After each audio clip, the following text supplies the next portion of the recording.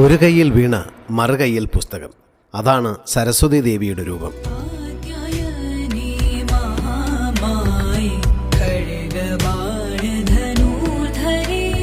വീണാ പുസ്തകധാരിയാണ് ദേവി.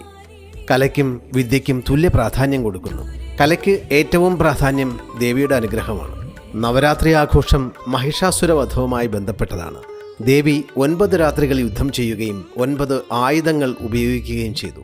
സംതൃപ്തരായ ജനങ്ങൾ ദേവി ഉപയോഗിച്ച ആയുധങ്ങൾ കൂട്ടിവച്ച് 9 ദിവസം പൂജ ചെയ്തു. 10ാം ദിവസം വിജയദശമി ദിനത്തിൽ വിജയാഘോഷവും നടത്തി. കേരളത്തിൽ ആയുധപൂജയ്ക്കല്ല, അക്ഷരപൂജയ്ക്കാണ് പ്രാധാന്യം. പഠനത്തിന് പൂജവയ്പുമായി ബന്ധപ്പെടുത്തി വലിയ പ്രാധാന്യമുണ്ട്. നല്ലവണ്ണം പഠിക്കേണ്ടത് നമ്മുടെ ആവശ്യമാണ് എന്ന ബോധം വരുത്തുവാൻ വേണ്ടിയാണ് പൂജവയ്പ്.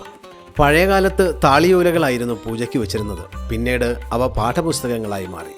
ദുർഗാഷ്ടമിയുടെ അന്ന് വൈകിട്ടാണ് പൂജ വയ്ക്കേണ്ടത്. നിലവിളക്ക് കൊളുത്തി കർപ്പൂര ആരതി നടത്താം, ഭജനങ്ങൾ ചൊല്ലാം. വിജയദശമി ദിവസം പൂജയെടുപ്പ് നടത്താം. എല്ലാ വിദ്യാർത്ഥികൾക്കും വിശ്വാസികൾക്കും മന്ത്രിയുടെ വിജയദശമി ആശംസകൾ. ഏവർക്കും നന്മകളുണ്ടാവട്ടെ.